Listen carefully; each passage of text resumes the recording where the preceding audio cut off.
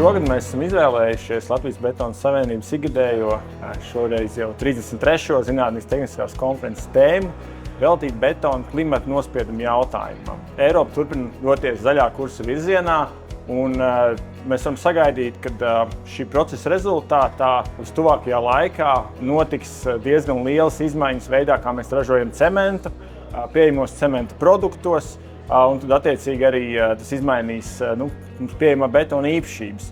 Un tieši tāpēc, lai tam laicīgi sagatavotos, tad Latvijas Betona Savienība tieši šogad ir izlaidusi tehniskās vadlīnijas, kuras apraksta, kā iespējams klasificēt betona klimata nospiedumu, kāds ir šobrīdējais vidējais klimata nospiedums dažādām betona klasēm Latvijā, un arī ieskicē dažādas jau nodefinētas klases, ko var izvēlēties vai pasūtītāji vai projektētāji, lai specificētu, kādu klimata nospiedumu samazinājumu viņi vēlētos lietot savā projektā.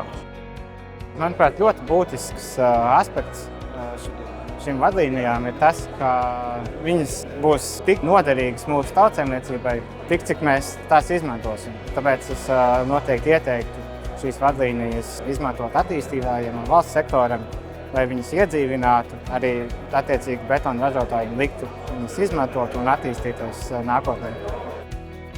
Standardization is based on the Portland cement, and we are really looking forward to performance-based standards which can probably take out those obstacles to use the new materials or implement them much faster on the market.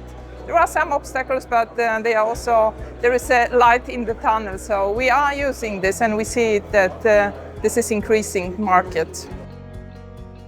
I think this conference is very important to really give information to our customers, but also to project developers, what is really ahead of them and what will be the new cement types and how they will apply this in your new buildings.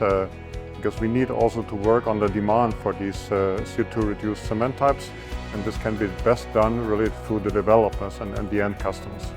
Tas, kas mums kā attīstītājiem ir svarīgi, lai ražotājs varētu pierādāmi uzrādīt savu produktu emisijas, un lai mēs pēc tam savukārt varam iekļaut šo zemāko emisiju produktu savos CO2 aprēķinos un tādējādi samazināt arī savus CO2 izmešus, lai sasniegtu sev nosprausto mērķi. Viens no tiem dzinējspēkiem, jebkurā uzņēmējdarbībā ir resursu efektīva izmantošana. Ļoti daudzās nozarēs, es nevaru nosaukt, man liekas, nevienu nozari, kas kā strādāja 20 gadus atpakaļ, strādā tagad tieši tāpat. Un arī tagad tās pārmaiņas būs, mēs esam daļa no tām pārmaiņām, un kas ļoti svarīgi, mēs tās kopīgi veidojam. Nozare ir gatava, un faktiski eksportējoši uzņēmumi ir iegūši ļoti labu pieredzi Skandināvijā, kā tad piegādāt šos CO2 samazinājumus. Un es gribētu aicināt arī šo labo pieredzi izmantot, un lai to izmantot, to gan ir jāstrādā kopā, gan attīstītājiem, gan būvniekiem, projektētājiem, arī ražotājiem, arī pētniekiem, un tas kopdarbs varētu arī sniegt ieguvumu tieši Latvijai.